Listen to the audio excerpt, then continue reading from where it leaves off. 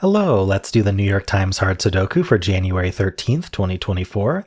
There's a link in the description if you'd like to try the puzzle yourself, and I'm going to get started right now. Okay, so these are really suspicious. Yeah, okay, this one's useful. So what do I mean by that?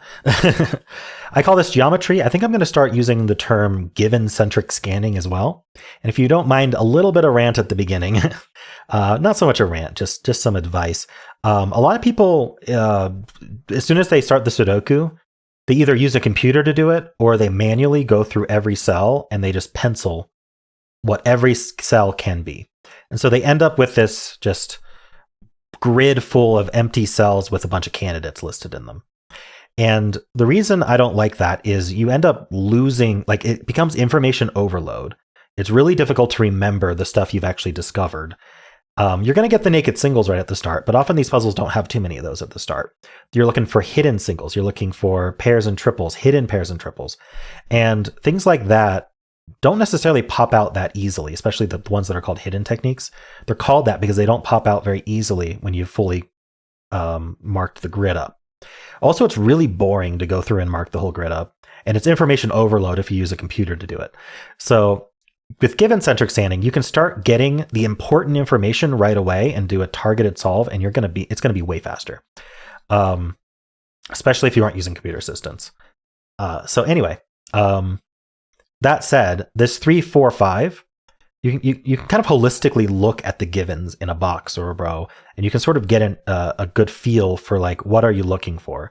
So like a really easy thing to look for is in a box, you've got these givens that are avoiding a row or column.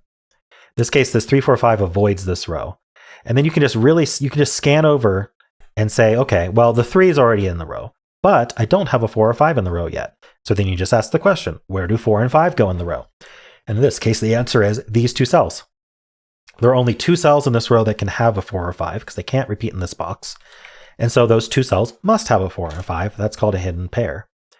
And so now over here, we now know there's a triple left. And if you had marked every cell, you might have seen that this was a triple and this becomes 4 or 5, but then you had to mark every cell. So this is 1, 6, 7. I'm seeing this 6, 7, but it's not going to resolve. So I'm just going to fill out 1, 6, 7 and remove those candidates. We also have over here that we need another triple.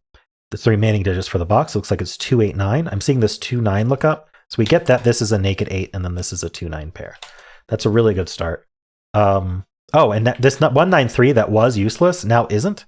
Well, it wasn't useless, but now it's very useful because this ended up not 1, 3, or 9. So where do 1, 3, and 9 go in row 2? Well, the answer is they go here. And even better, this cell sees a 1 and a 3, so it can only be 9 because it has to be from 1, 3, 9, and it's not 1 or 3, so it's a 9. And now the remaining cells are from 1, 3. This 1 tells us this is the 3 and this is the 1.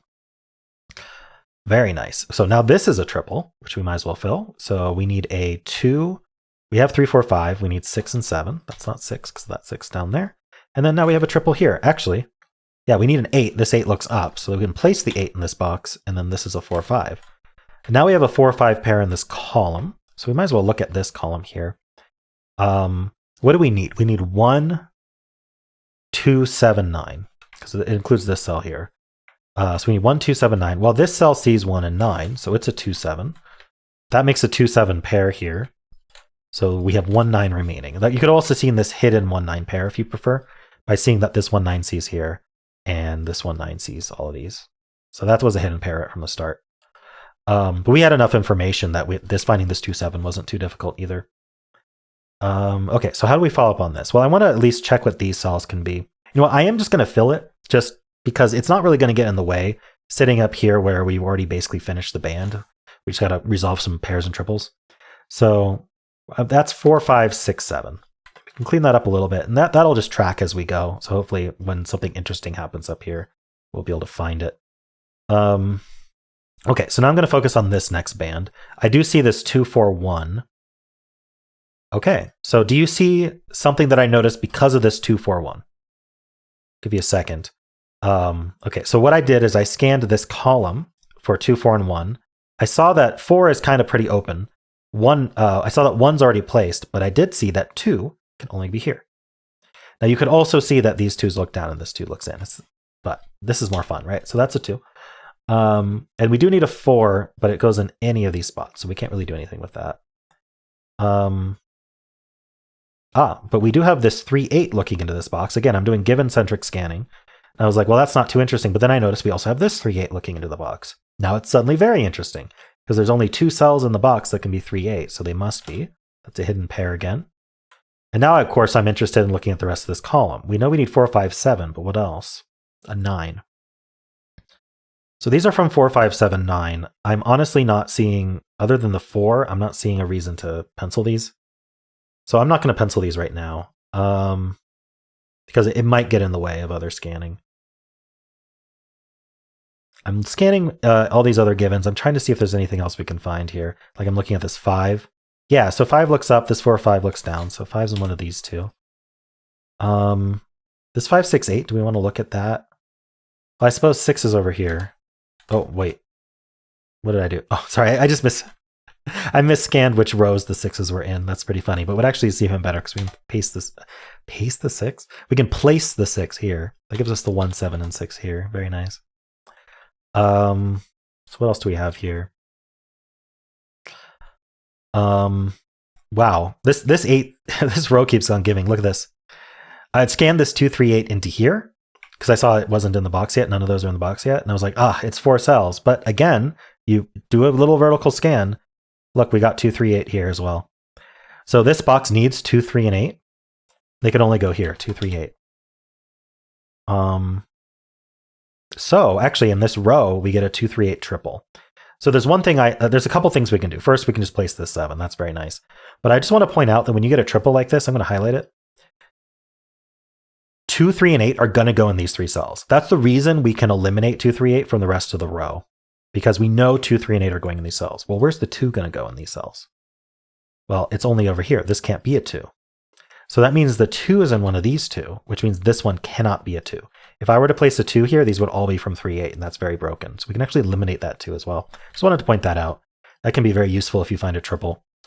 So this is now a 7. Because it can't be a 2. If it was a 2, these would all be 3, 8, right? That's how a triple works. So anyway, that's a 7. That's a 2. These are not 2.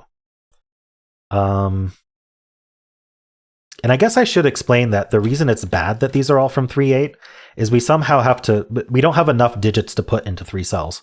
We need 3 digits to put in 3 cells. We can't put 2 digits into 3 cells. We'll end up having a blank cell or a repeated digit. So anyway, thought I'd just point that out. So these 2s actually point in here, but I'm not seeing any other 2s. Hold on, let me scan this box. No. Oh, yes. Okay. I saw the 2. I saw a bunch of 2s looking at this box. Okay, yeah. So that places this 2, and now 2 might be interesting.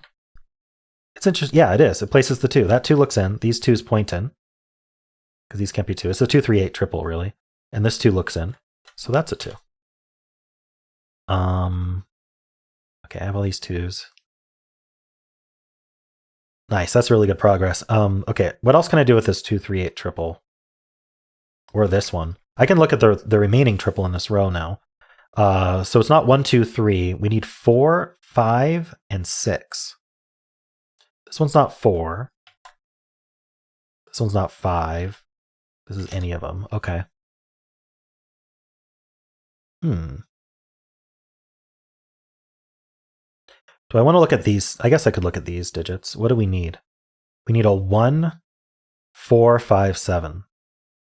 Well, this cell sees 1, 5, and 7. Always good to scan vertically. So I said 1, 4, 5, 7. This one can't be 1, 5, 7, right? 1, 4, 5, 7, right? Just to demonstrate. This can only be a 4 out of those, right? So that's a 4. And that leaves a 1, 5, 7 triple here. This one's not a 7. So the 7's in one of these. Of course, that makes me want to look at this column because it's down to 3 digits at worst. We need 1 and 5. Can't be the 7. What else can it be? What else can it be? 4. So we need 1, 4, 5 here. And this can't be 1. That can be like, all right, 1, 4, 5. So the 1 and the 5 clean up. The 4 is in one of these 2. You know, I technically have only scanned 2 bands, and we have all this information already. That's very neat. I've done a lot of vertical scanning as I go as well, so that's a little bit unfair to say, but I'll take it. We have this 3-8 pair as well, so these can't be 3-8. So what are they? They're from 1 4 5 7. Yeah, it's 4 cells. It's 1 4 5 7. Wait, I missed something. No, it's not 4. That's why. I was like, what? But I also need 9. It's because I said 4. So it's 1 5 7 9. This is 5 7 9. This is 5. Oh, wait. This is 1 7 and 9. I said 1 5 7 9, right? So this can only be 5. Very nice. Those aren't 5s. Okay. Clean this up too. That's a 4 6 pair. So this has to be the 5. Now we can fill this triple. 6 7 9. Wow. Okay. Well, this is the only one for 6, so that's a 6. We can start cleaning these up. How about this? This column needs 5 7 8. So 8 can only go here because of this 8. This is down to 5 7, but it can't be 5, so that's 7, that's 5. That's 4, that's 7, that's 6. That's a 9 and a 7. That's a 5 and a 4. That's a 1, 5 and 7. That's a 9. That's a 1. That's a 4 and a 5. This puzzle's been fun. Time flew. That's a 1. Okay, this triple here is 3 4 9. Tell me there's I think it's one each. And there's a different one each. Unfortunate. Okay, how about this row? Actually, let's do this column. It has 1 digit left because we have a 3 8 pair. So it looks like a 5. And then we have 2 digits left in this box or column, however you want to do it. 4 and 9. So this sees a 4. So that's 9 and 4. Let's do this row. We need a 1 that goes here because of this one. And we need a 3. That gives us the 9, the 8, the 3. Oops. The 8, the 2, the 3, the 8, and the 3. That's a 4 6 4 3. That's a 7 6 2 9. This is a 8. And then over here we need 7 and 9. And we're done. Like this puzzle. Sure, I like this one. Okay. Cool. That's a new feature on beta. It's just collecting information at this point, but Sven wants to do something cool with that at some point. Yeah, this was a neat puzzle. This had a lot of cool geometry to find, a lot of hidden triples, hidden pairs. We also had, this 3 and 8, and along with this 2 for a little bit, really did a lot of work.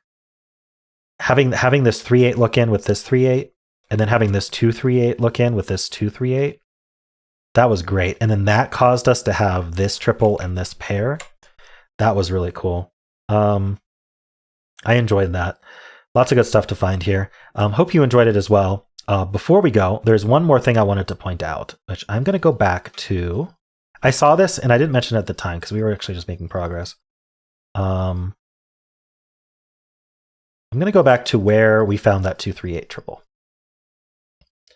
If I can spam undo enough. We're almost there. Okay. So before we did all this,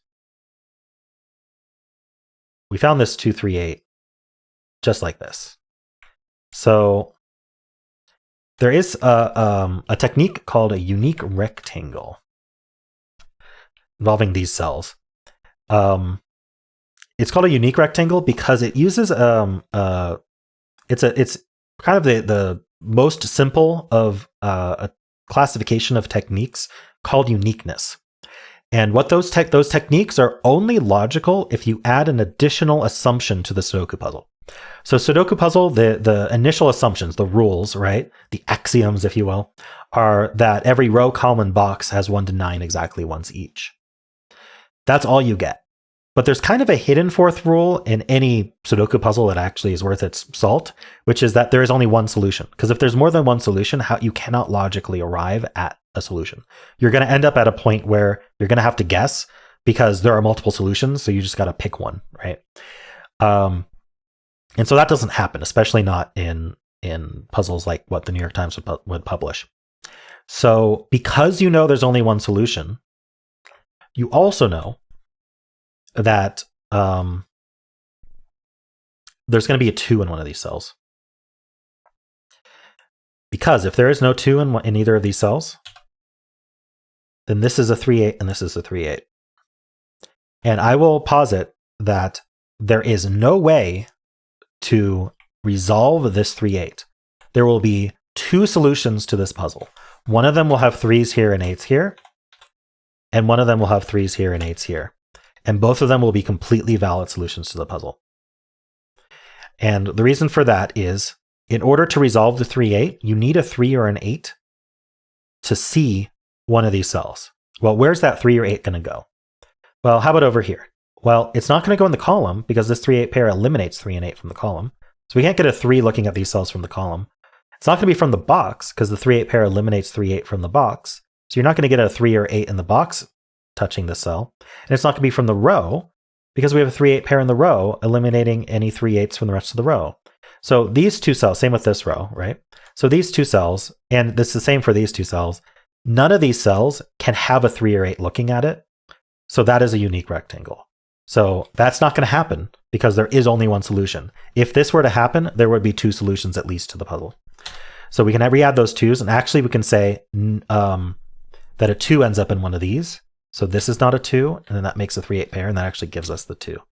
So it's a pretty cool technique. It's very powerful if you're willing to assume that add that extra axiom to the Sudoku puzzle that it has one unique solution. Now, I like to prove that it has a unique solution because it's not required to assume that axiom. But there's no real reason for that. It's kind of more vanity than anything else. I'm also very used to test solving handcrafted Sudokus, and you definitely can't use uniqueness there because part of the test solve is proving that it's unique. So anyway, thought I'd point that out, that you may have used that, or you could have used that if you got stuck or if you just sort of saw it. And sometimes people just see the unique recs and they go, oh, cool, I'll use it. You know, just like any other, like you find a pair. So yeah, that's pretty neat. Did I want to say anything else about that? I don't think so. And yeah, because we know there's a 2 in one of these, that also gives us the 9 there, things like that. So yeah, if there was anything else I wanted to say, I don't remember. Hope you enjoyed this, including this little extra technique lesson at the end. And of course, there was one other thing. Sorry, there was one other thing I want to say. Be very careful when you use this. Let's transpose this somewhere. Is there actually somewhere I can transpose this? All right, I'm going to put them up here. So let's just pretend that it was this situation instead. Obviously, we ignore the red marks. This is not a unique rectangle. A unique rectangle needs to be in 2 columns, 2 rows, and 2 boxes. This is in 2 columns, 2 rows, and 4 boxes. I can get an 8 here easily, right? I could put an 8 or a 3 in any of these cells, and that would resolve this rectangle. So do not use unique rectangle if it's in 4 boxes. It needs to be 2 rows, 2 columns, 2 boxes. All right. That's very important to point out because some people go a little gung-ho and they think they found a unique rectangle, and actually they they break the puzzle. All right. So anyway, hope you enjoyed this. And if you did, then why not leave a like, subscribe, and a kind comment below.